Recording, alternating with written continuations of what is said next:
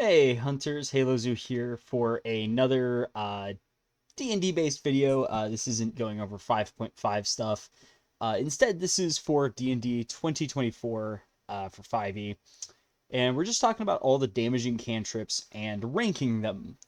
Uh, so this is my semi-objective ranking.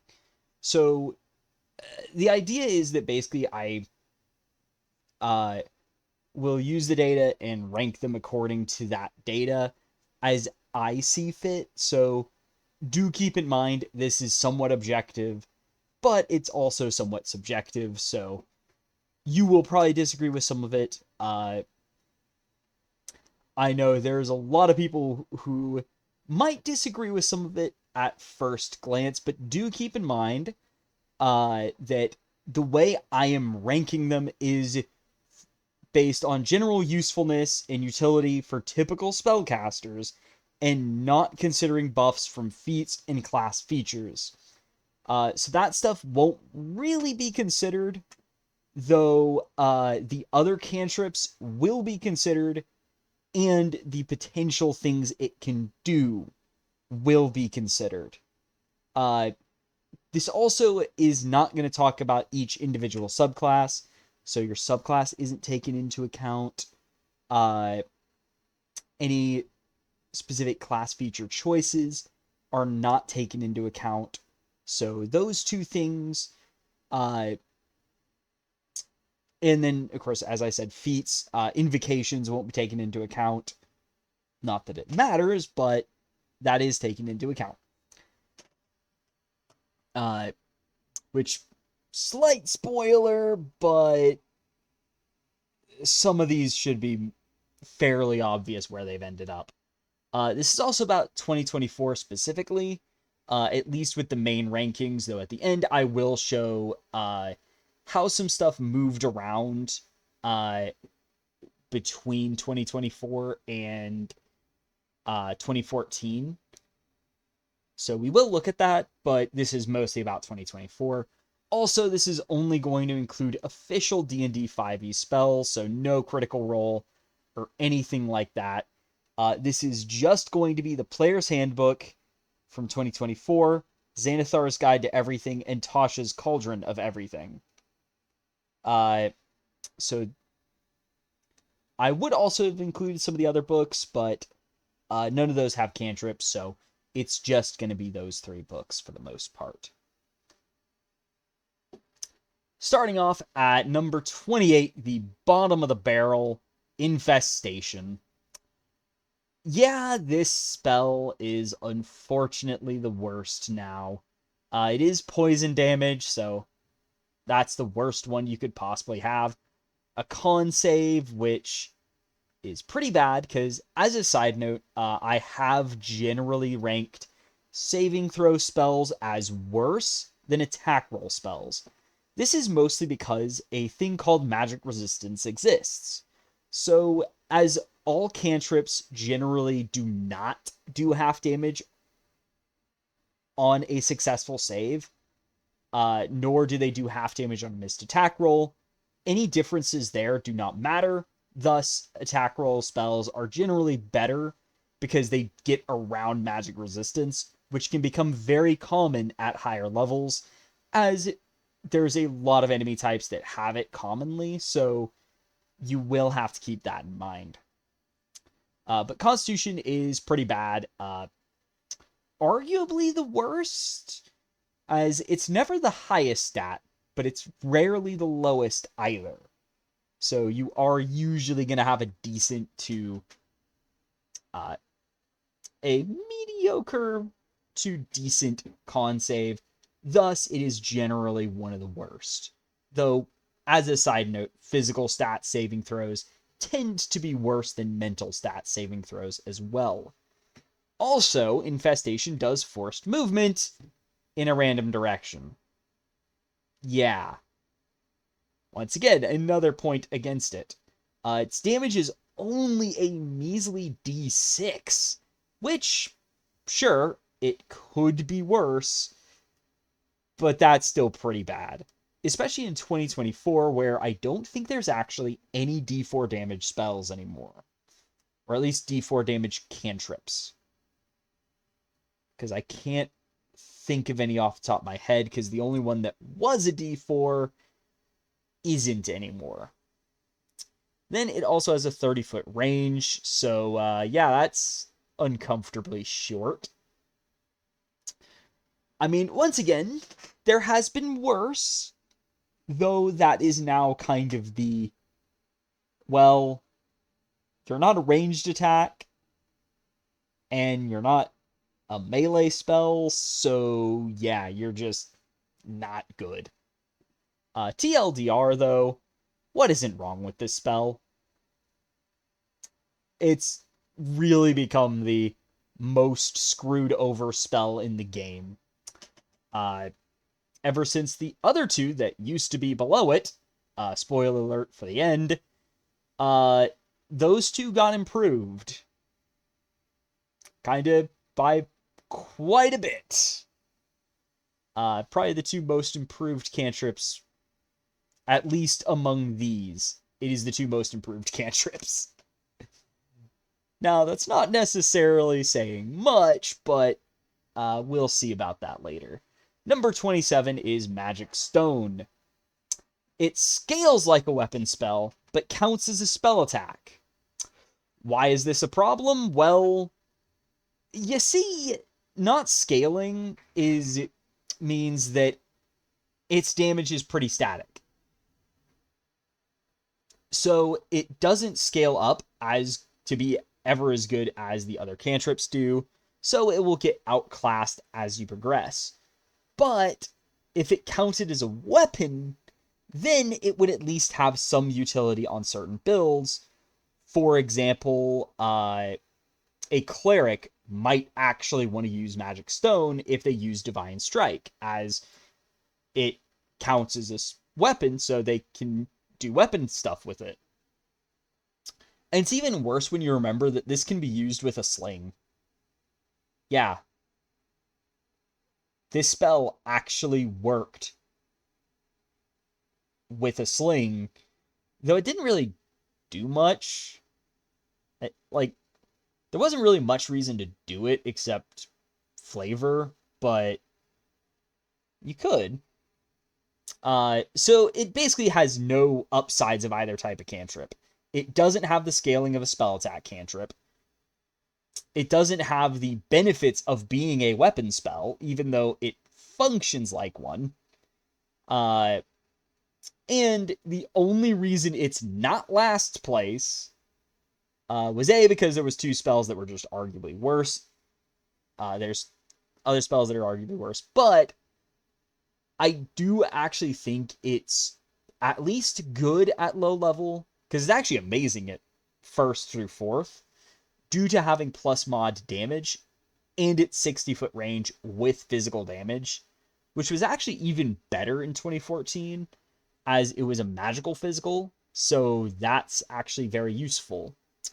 Unfortunately, 5th level and up, it starts to fall off, and using it 11th and beyond, forget about it. It is utter trash at that point. So yeah, Magic Stone, sorry, but it's just bad. Lightning Lure at 26. Some people are going to be looking at this and questioning me. However, there are a few things we have to remember. One, this is a strength save spell. That is really bad. Sure, I don't know how the averages are, but you actually get a lot of enemies with very high strength. So this isn't going to be very useful to actually do damage. Its range is ridiculously low at only 15 feet. I mean, it's not the worst range you could have. There was a spell that had worse, but it's since gone beyond that. It also does lightning damage, which is pretty bad overall. Though it looks like piercing might actually be worse than it. But at the very least, as it has stood, it is worse than doing physical. And it also pulls enemies to you, which, keep in mind, I am ranking this for most casters, isn't exactly what you want to be doing. So, yeah. That alone would make this spell pretty much there's not much reason to use it, as it's a saving throw spell. It's a bad saving throw to target. At least on average, I think it's pretty bad. Granted, it has more variance than the con saves, but it's still not exactly great. Lightning damage, which isn't exactly ideal. Now, I will give it the asterisk that between it, cold, and fire, lightning is the better of the three. But it's still up there. And of course, it's not poison damage. That would have killed this spell immediately. But Thorn Whip exists. And because the new Magic Initiate feat is a thing and lets you choose whatever stat you want to cast with, this spell is just dead in the water. Like, I could even see an argument that it should be below Magic Stone now, because it's like, what the hell are you doing? Thorn Whip is just a way better spell to have. But at the very least, I guess if you want to use lightning, like on a Storm Sorcerer, it's kind of better. But even then, not amazing. It's ultimately just a bad spell. Though I do think it does do D8 damage rather than D6, but Thorn Whip is still just way better. It really is. Then we have Green Flame Blade. You have to have a weapon, so you're already going to have some problems with that. And it uses dexterity or strength to attack with. And note this is for the attack and damage roll. I just say to attack with to shorten it for the sake of keeping it in these paragraphs or these text boxes. So it doesn't key off your main stat. It doesn't use your main thing. So while it can do more damage, you have to use a weapon. Also, this one is melee only. I didn't mention it, though I probably should have. But this also does fire, which probably the third worst energy type. It is above cold and poison, but it's below pretty much everything else. And its full usefulness does require a second target for the cleave, which it's good for that. It's just, you're not always going to get a lot of use out of it. So ultimately, Green Flame Blade does kind of sit in the bottom 4. Though its buddy is only 1 higher. Booming Blade at 24. So you still need a melee weapon to use it. It still uses dexterity and strength to attack with. This does do thunder damage, which is better, and it doesn't need a second target, but the enemy does have to run from you to get the full benefit of the spell. So, yeah, ultimately, they're both pretty bad. And I will say, at least, they are very good for very specific builds. So if you're going a blade spell route, then by all means use these. Just remember that these are not spells you should take normally. These are not meant for normal spellcasters. These are meant for very particular builds who can actually utilize them. And because this is a list talking about spellcasters in general, I cannot rank these any higher. Create Bonfire is 23. Barely escaping the bottom 5, though not by much. It uses concentration to cast it, which pretty much means it is like very hard to use effectively for some builds. And so it'll break concentration on whatever spell you're currently trying to concentrate on. So this does get worse and worse as you progress, especially on some classes. For example, the Druid and Warlock will want to avoid this spell like the plague. Sorcerer and Wizard, you're more likely to be able to use it. But even then, it only affects a 5-foot cube, so it's a 5x5x5 area. Can't be moved without recasting it. It does fire damage, which isn't ideal. It is a dex save, which it's the best physical stat to target, but that's not really saying much, as it's still not exactly great relative to mental stats. And you'll rarely get the full use, quote-unquote, full use of this ability, or cantrip, as you have to keep an enemy in this very small cube to do damage multiple times, which is what the spell is supposed to do, where ultimately this kind of falls into the old Cloud of Daggers trap, except it's just worse. Also, as an additional knock to the spell, why the hell does this not produce light? It's supposed to be a bonfire. Shouldn't this light up the area around it? I mean, seriously, what is this? It's a summonable fire. Why can I not use it to cook stuff and have it as a light at least? Because at least that would mean it's like, well, it's bad as a combat spell, but as a utility spell, it's actually pretty fun. Except it has none of that going for it, so yeah. To the bottom of the barrel with you. Then, at 22, we got Shalala. Poor Shalala. Upgraded, and it's still not quite good for most builds. Now, this does come with the asterisk that they have slightly improved it, though not even by the spell itself, as the spell itself is pretty bad.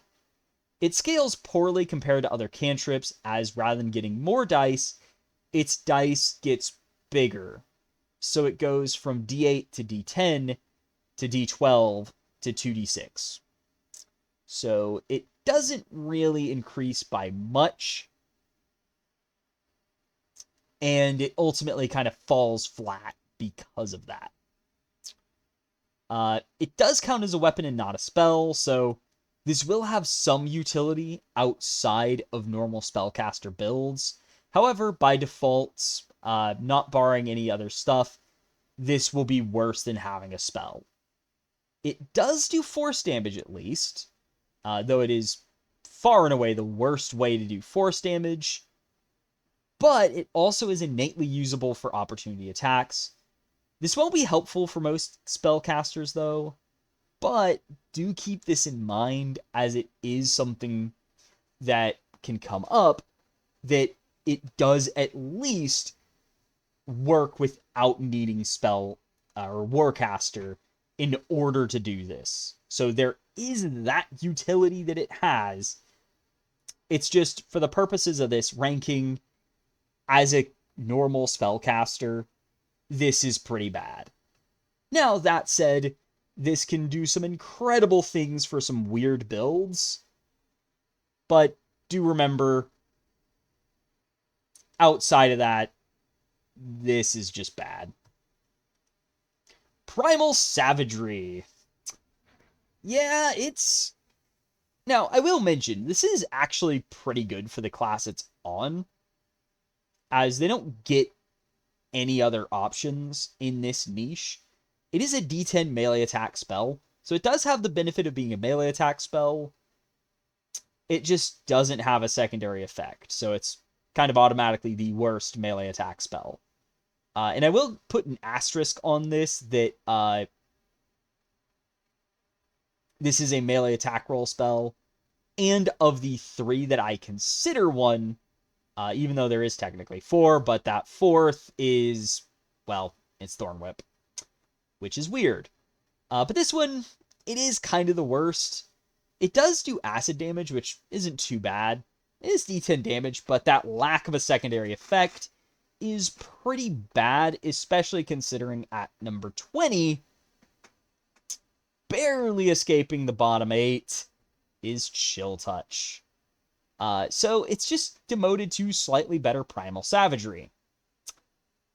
But that's not exactly great considering how good this spell was before. It does do necrotic damage, which isn't awful. I don't quite remember how common this resistance is, but I think it's relatively high for the damage types that aren't cold, fire, poison, and lightning. It does stop healing, which is useful, but it's a melee spell now, which means you have to be able to touch the enemy. And even if it is D10 damage, having to be in melee to get it off is not great at all. It's like, yeah, the utility's good.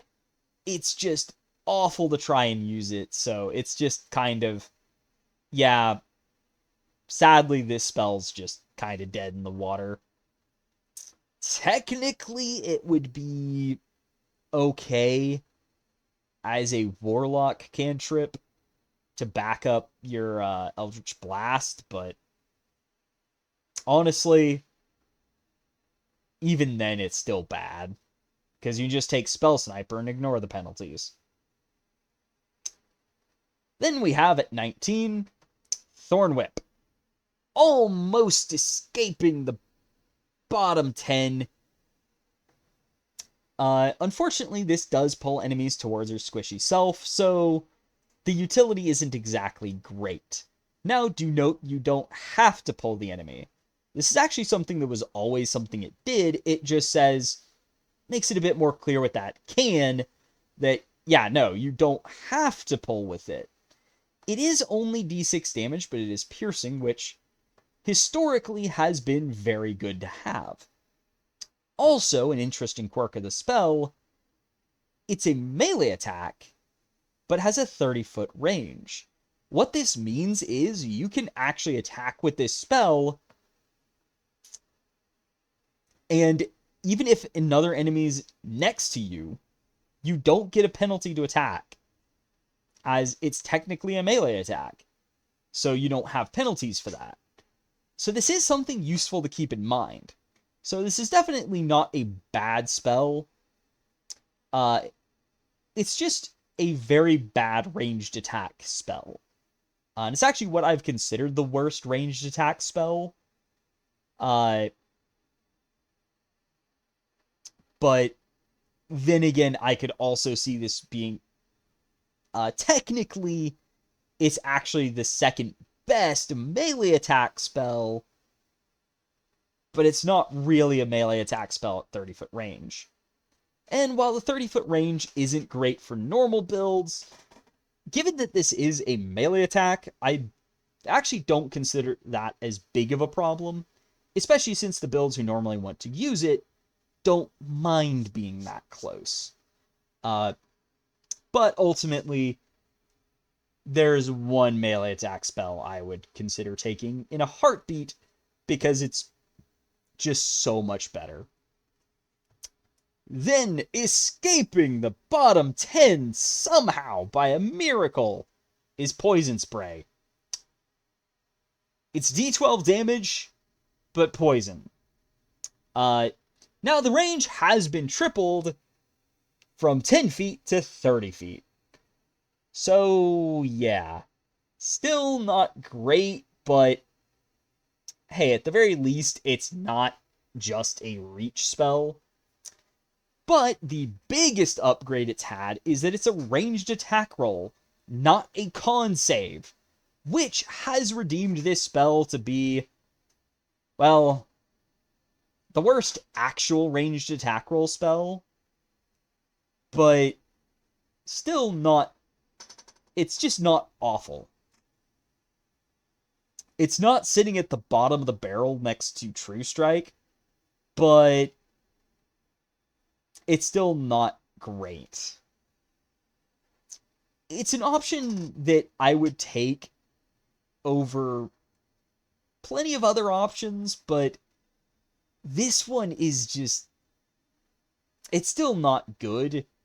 But on my average caster, I would probably pick this before Thorn Whip, just because the extra damage is worth it compared to having the ability to potentially pull an enemy if I was being crazy on my relatively squishy caster. But ultimately, it's still just 18. It's still bottom half. Then we have at number 17, Frostbite, aka just worse Vicious Mockery now, since they both do d6 damage. And this one is a con save, and it's cold damage. So yeah, Vicious Mockery is just way better. Granted, it was always kind of better because Vicious Mockery worked on any attack roll. Frostbite only worked on weapon attack rolls. But, at the very least, Frostbite is still more accessible.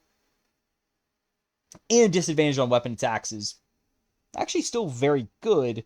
So there is that at least. That, yeah, it's still great. It's just, it isn't as good against spellcasters. Which is kind of ironic, considering that this is actually more accurate against spellcasters in several cases. Kind of weird how that works. But yeah, this one, it's fallen a bit. Though also an interesting note, this is actually the only spell that was affected by the 2024 changes without actually being updated by 2024. Whereas Vicious Mockery is the only one that didn't really get moved around, despite being changed in 2024. Albeit, that's because this spell got affected instead. Then, at 16, rising the highest of any of them, but still not great, True Strike. It now requires a weapon to use, which, at the very least, can be a ranged weapon, but this has its own problems. And it does let you use your spell mod to attack. So if you're gonna use a blade spell, you better just use this. Please do not be an idiot and pick another. Unless maybe you got the rapier, but even then, this one's still arguably just better. Radiant damage is... Actually, that is a pretty massive upgrade that, yeah, this does radiant damage, which is very useful. It does scale well enough. It will still drop off later, as only scaling up with a d6 isn't going to do quite enough to offset the damage increases from d8s and d10s, especially when this doesn't actually have a secondary rider. It is just good for damage. And do keep in mind that the rules as intended, this does utilize ammunition for ranged attacks, so even at low levels, you're technically better off just using a firebolt, as you'll be able to spam that all day without tracking ammunition, in addition to your spell slots. And you can't use this for opportunity attacks by default, so that is another problem you'll have to deal with this spell. Ultimately, of the weapon-based spells, this is the best now, and True Strike is definitely the most improved spell, though not the most affected by 2024. That's actually Chill Touch. But it's still not amazing. It's a spell that you can use it, and at low levels, yeah, it's a damage boost, but you will technically have issues, though it does come with the asterisk that most people don't actually use ammunition, thus that point is kind of moot. And the ability to use it in melee and ranged is actually useful. It's just one of those that the downsides you have to get through as needing a weapon to use it isn't great, especially when you consider that most of the time you're not going to have a really good weapon to use. So you are going to have trouble using it. Now, once again, this is great for very particular builds. However, it is still not the best you can do. It's one of those, you can do better than this. But at the very least, it's not awful. And is somewhat usable on normal spellcasters, unlike the other two. Though Shillelagh should technically be included in that. I kind of consider it one, though it is a bit different in how it works. Number 15, though, is Thunderclap, the first of the 5-foot emanation spells that we're going to see, and this is the worst. Thunder is a decent damage type, but the other two have better types. Con save, it's not great. And it does hit allies, which is actually important to one of these 3 spells, and this one is loud as well, which, I mean, that actually is useful for thematic stuff. I know I've used this quite regularly as a snap my fingers to do an alert or something. And it's still a great spell, especially on Druid, like, mostly because they don't get the other options. But even then, this is actually, it's still useful, don't get me wrong. It's just, it is technically the worst of the 3.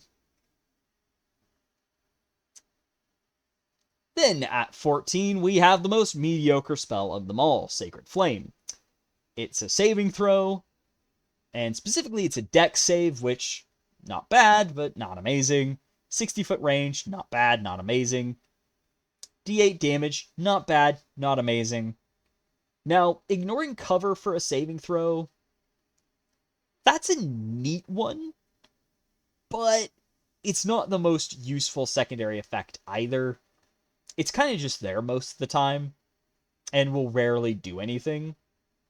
Especially when you consider this is the same class who doesn't have any ranged attack spells, only has one other physical save spell, so they don't have any attack roll spells, no other dex save spells, and I think actually this is the only one of the only dex save cantrips out there, and that's the only save affected by cover. So yeah, the cover effect is not very useful, actually.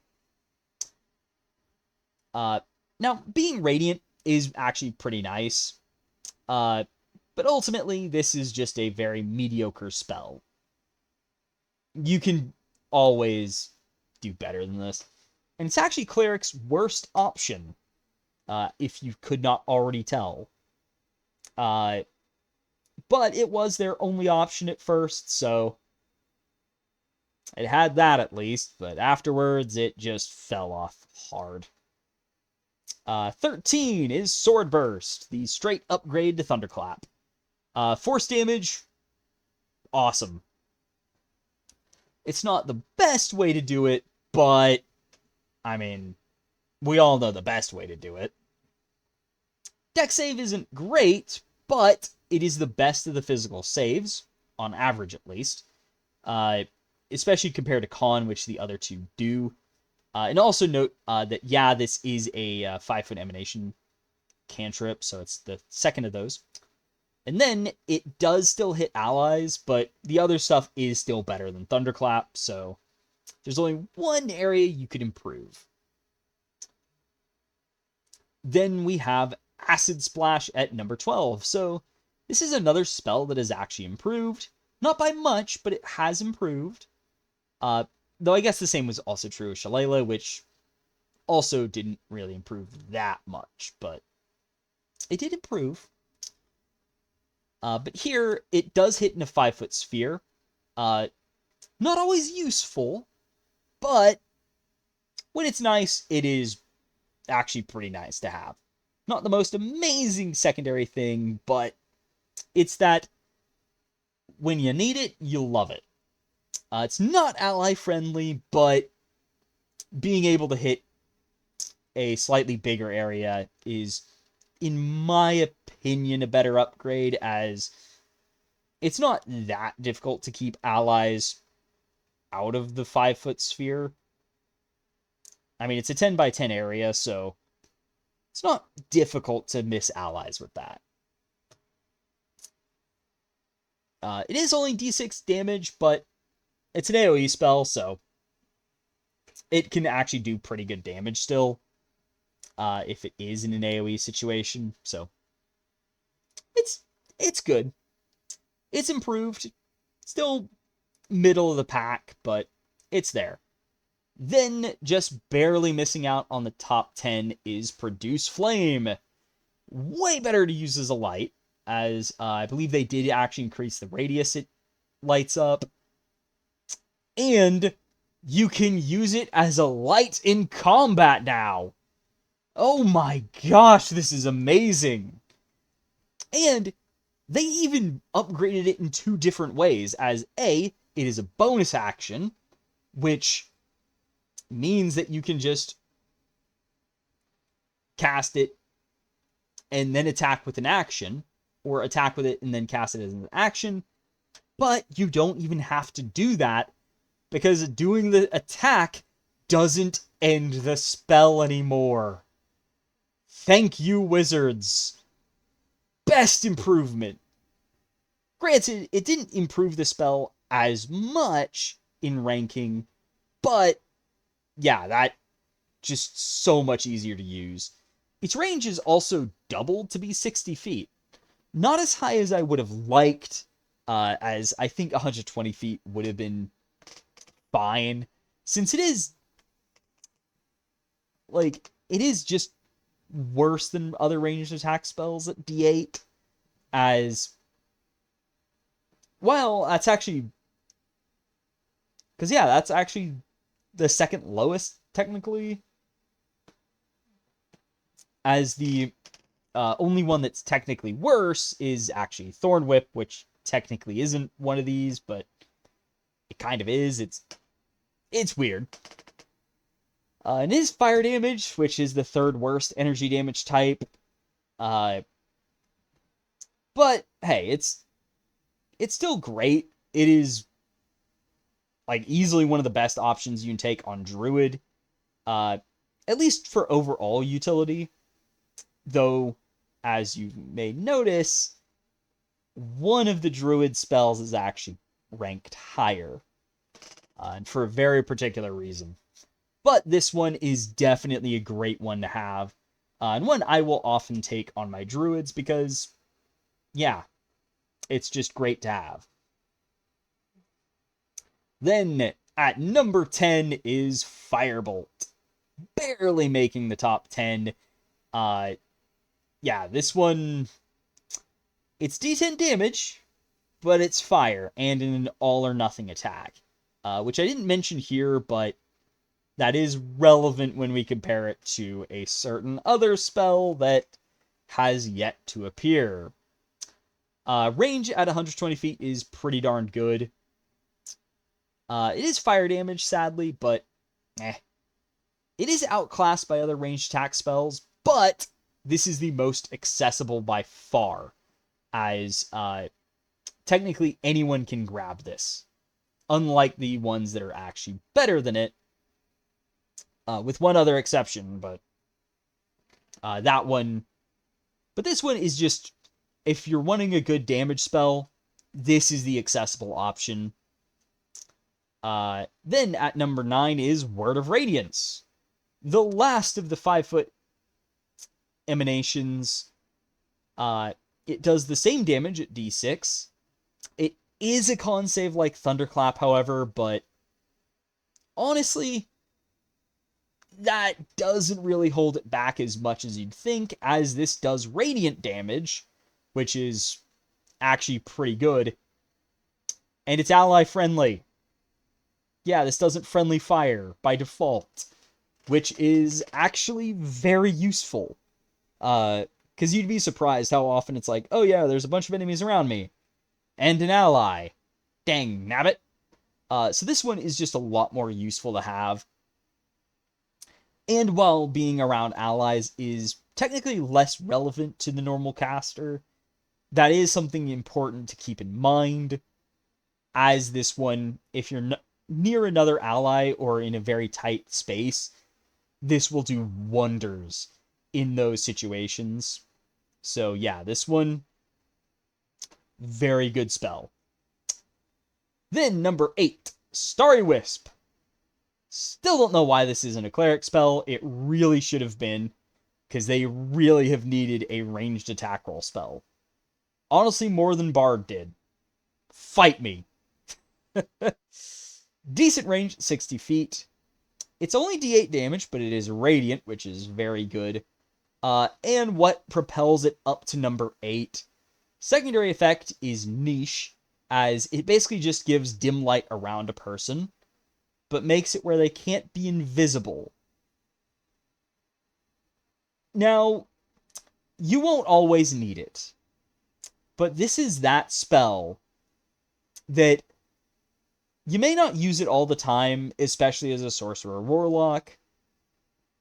Though actually they can't normally get it, but if you, for whatever reason, have a level in one of those, or you pick this up as a warlock, you may not always need it.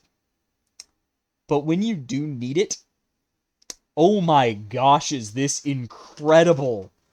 Being able to negate invisibility is so useful. That can basically turn an encounter on its head, where it's like, oh, this enemy's trying to disappear from us and sneak around. Boom, Starry Wisp. No, you don't. That is incredible as a secondary rider.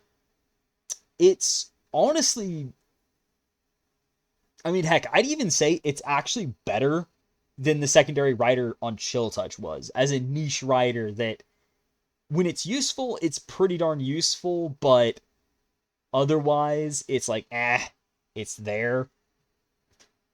But yeah, this one, it's just good. It really is good. At least when it actually comes up, but yeah. It's kind of like Revivify. You take this, hoping you never need to use that. But when you do need to use that, it comes in clutch. Then at number 7 is Vicious Mockery, which, dealing d6 damage now, pretty much shores up its one weakness of doing pretty much the worst damage of any cantrip. Well, I mean, it still outdamages Magic Stone at higher levels, as well as Shillelagh, but, I mean, those two are givens, please.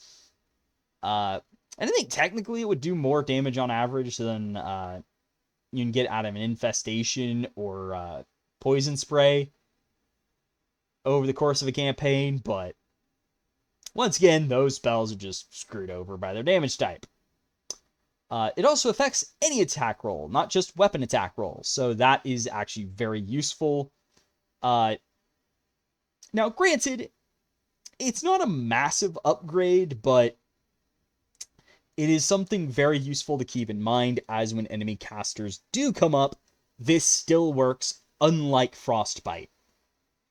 Then it also deals psychic damage, which is much better than cold, as it's actually one of the rarer resistances and immunities. And it's a whiz save, which is one of the best overall. Now, I think it is technically the worst of the mental stats on average, as even animals tend to have somewhat decent wisdom, but it's still far above any of the physical stats on average, so that does make it very good.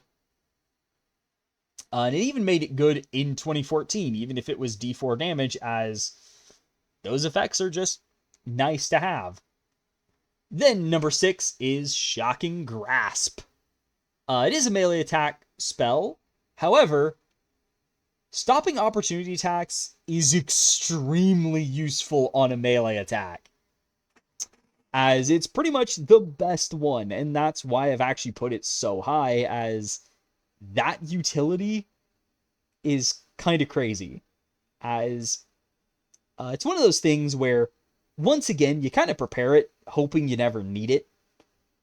And it's like, you have it, you don't want to use it, but when you use it, it's pretty darn good, as being able to effectively do a damaging disengage that also helps your allies disengage is actually very useful when it comes up. Yeah, this cantrip, I mean, in my own experience, I have used this as a way to start getting away from enemies because it's just that useful as one. Now, technically, it doesn't do all reactions anymore, so this does mean enemies can still counterspell, but it kind of rarely came up that it was doing anything but stopping opportunity attacks, except on melee builds, but even then, at the very least, it does its main purpose without disrupting other things, as apparently legendary actions are getting replaced by reactions, so yeah, that was a fair change in my opinion. It is only D8 lightning damage, but even then, that only holds it back so much when the secondary rider's so good. It did lose metal advantage, but that was kind of just icing on top rather than something that was fundamental to the spell's usefulness, though it should be put with the asterisk that it was nice being able to have advantage on the big armored knight so you could still use it and get away. But ultimately, it's not the biggest loss. It's just it would have been nice to keep it. Number 5, Ray of Frost. Only D8 damage, but with the rider, not a big deal. Same with the damage type, as cold damage, maybe the second worst, but that's not terrible. And it's not as big of a hindrance as poison is, as that immunity is so ridiculously common, it's not even funny. I mean, the poison immunity, last I checked, was actually the most common resistance or immunity by a significant margin. So, cold damage being second worst isn't actually as bad as you think. Then the slow effect is very versatile, as you can keep enemies away from you as it slows their advance, but it can also delay their escape as you slow them down and they can't move as fast as you can. So it's a very useful secondary effect. Arguably the most useful overall. Though it's one of those that it will never be as amazing as 2014 Shell Touch or 2024's Starry Wisp can do, but it's always going to be helpful. 60-foot range is not great, but it could have been 30 feet, which would have been awful. So it does have, it's got a decent range. It doesn't get a penalty for that, at least. Then we have the two most overpowered spells of them all, among cantrips at least. Now, do note this is with an asterisk that, yes, this isn't the top spell. It's actually number 4 at Mind Sliver, but this one is kind of overpowered. Though this is mostly for one specific thing which it can do that I don't really think it should be able to do. Might be only a d6 damage, but it's psychic, which rarely resisted or immune. And it targets an int save, which is probably one of the best, actually, as there's a lot of things with very low intelligence, and yeah. And then top that off with a kind of ridiculously powerful secondary effect. Because actually this is the strongest secondary effect, though Frostbite is also very useful. But this one, it gives them a D4 penalty on their next saving throw before the end of your next turn. Note the end, as that means if nobody else makes it do a saving throw, and you do another Mind Sliver,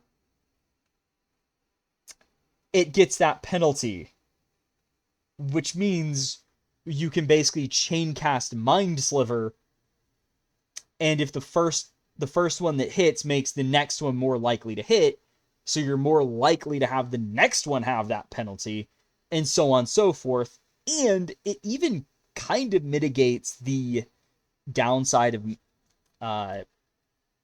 magic resistance, and it's already targeting one of the most accurate saves you can target. So, yeah. The only thing that would have made this worse is if it did any more damage. Or just automatically gave, or had a less random penalty. That was high, at least. -2 flat probably wouldn't be too bad. Also making it before the start of your next turn, so that the only way you can benefit off your own Mind Sliver is if you use Quickened Spell, which, I mean, at that point, you're using sorcery points, so who cares? But it would be nice if they made it where this maybe wasn't creating a feedback loop on its own, but this is the same team that made Vex, so yeah. Well, I don't think it was actually the same team, but you get the point. Then number 3, Toll the Dead, the other overtuned wisdom or saving throw cantrip. Except this one is honestly pretty bad. It is a whiz save, which is not as good, but still very powerful. It's only D8 necrotic damage in 60-foot range at first, but it becomes a D12 if, not is, even 1 HP is lost. So, like, effectively, a paper cut will make this spell ridiculously powerful. As even the slightest bit of damage, oh, time to murder. Now, granted, this is something in general I dislike.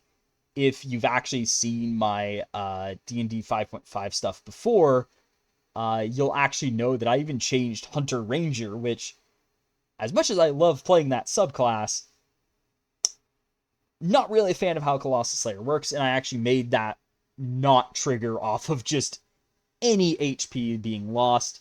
And this spell definitely could have used being shackled to the bloodied rules, where if an enemy is below half HP, that's when you get the extra damage. Still not a fan of the execute damage type thing on a cantrip, though, but that would at least rein it in just a little bit more, as this is just ridiculous. The only reason it's not higher is because the other two can actually do pretty silly amounts of damage, and they're also attack roll spells. So they're just, overall, they're better, but they're actually somewhat balanced for what they are. As, like, with Mind Sliver and Toll the Dead, I find they're a bit overtuned for saving throw cantrips, as the only thing that holds these back is that they are saving throw cantrips. Like, if Toll the Dead were an attack roll cantrip, it would be,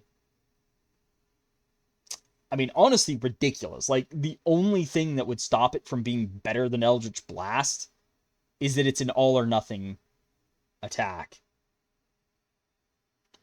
Whereas Mind Sliver, I mean, part of what it makes it so powerful is that it is a very good save to target, and it does have that feedback loop, but if hypothetically it was an attack roll spell, and it gave plus 1d4 to the next attack roll against it, that would also be pretty crazy as a spell, as the magic resistance doesn't really matter anymore.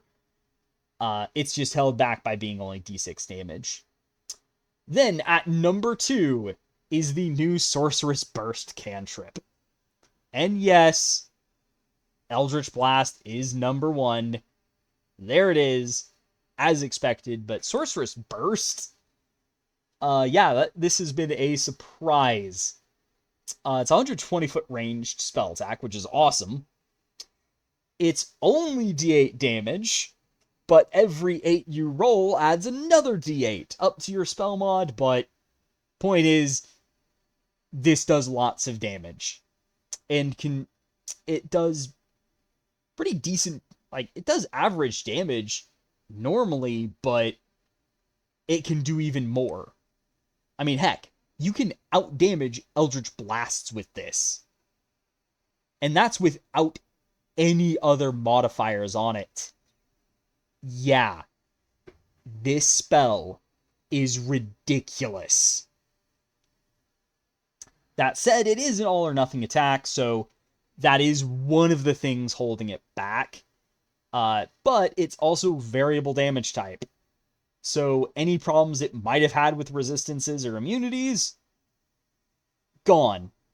And it can also exploit the occasional vulnerability if you actually encounter one. But point is, this spell does ridiculous things. It is, like, it's just silly what you can do with this.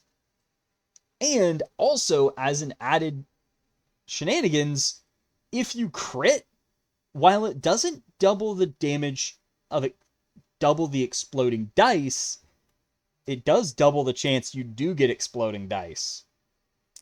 And while it is technically a 12.5% chance any die rolls an 8, you're rolling that twice as much, so that's a lot more chances to get that 8, and yeah, that gets pretty darn silly. As, yeah, it's just a good spell that, like, heck, even just the variable damage types without the exploding dice, it would be a very solid spell, and I'd even say it's better than Firebolt on Sorcerer. But nope, it has this, and oh boy is it silly. To being the second best cantrip in the game. But Eldritch Blast is still the king at number 1. D10 force damage, so it's all but perfect. As force damage, far as I know, the only enemy that has a resistance or immunity to it is the Amethyst Dragons. And that's about it. Very few things resist or have an immunity to it, so that's already incredible. It's got a 120-foot range, so it's got the good range on it. And it scales up to have multiple attack rolls. So instead of an all-or-nothing effect, it's more consistent. And also has the annoyingly powerful ability to trigger effects multiple times if it's an on-hit effect. So yeah, that is unfortunately a bit too easy to abuse. And I will note that technically that could be seen as taking in class features and stuff, but do note that this can be a variety of things that trigger it. Not just stuff on Warlock, but yeah, even without invocations, Eldritch Blast is still the best cantrip in the game. Though it actually has competition now, as I'd say Sorcerer's Burst actually gives it a run for its money, but the consistency rather than being all or nothing is ultimately going to be better. And it's not like this has a damage type that has a somewhat common resistance or immunity, and it's one of the best single damage types in the game, so yeah, Eldritch Blast is number 1. And here's the total list, if you want to look at it. So here we got the bottom 8, the mediocre middle, and then the top 10 here. However, to compare it with 2014, we have this. So Chill Touch moves all the way up to number 7. as it does, if I do remember correctly, it did have a longer range as it had 120 feet, if I recall correctly. So this moves up 13 places in 2014's version. Vicious Mockery only moves down one because Chill Touch is above it, even though it does less damage, but ultimately it's Vicious Mockery, that thing. It's just useful in general. But Chill Touch, yeah, massive buff, though it does also have the weird effect against undead, but I didn't really factor that in. This also isn't really talking about fighting particular enemy types, just general issues you might have. And at the very least, undead do tend to have some necrotic resistances lying around. So, doing something different isn't too bad either. Produce Flame drops down to, because it's just not convenient to use, but it's still one of the better options Druid has. Frostbite moves up 3, actually. Due to doing more damage than Vicious Mockery, its usefulness is actually kind of increased to where, yeah, it's still technically worse than Vicious Mockery overall, but doing more damage does mean it actually has some more utility.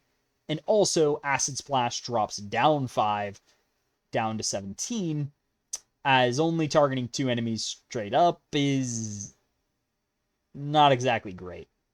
It is a bit more ally-friendly, but being capped at only 2 enemies is not exactly great. Then Shillelagh drops down 2, so it's below Lightning Lure, as it has absolutely 0 scaling, so yeah, it's even worse off than it was. Though arguably, I could see it being said that and also note, this technically does actually drop down 3. It's just there's other spells that move even further down. Namely, Poison Spray, which is technically the true loser of this list, as True Strike doesn't even do damage anymore. It didn't do damage in 2014, it just gave you advantage on your next attack roll. As a standard action. Yeah, it was awful. I wouldn't even say it's a damaging spell, so technically, Poison Spray dropping down 9 places to be the true loser of this list, as, yeah, 10-foot range con save for poison damage is just pathetic. Even Infestation, at least, can be used at a distance. Sure, it does half the damage of Poison Spray, but at least the 30-foot range is somewhat usable. Not 10-foot range. Unless you're Circle of Spores Druid. Or Green Dragon Sorcerer, but why the hell are you playing that? But anyway, this has been my look at all the cantrips that deal damage in D&D 2024. Looking at their ranks, I'm actually going to end on this page. So I hope you've enjoyed this little look through it.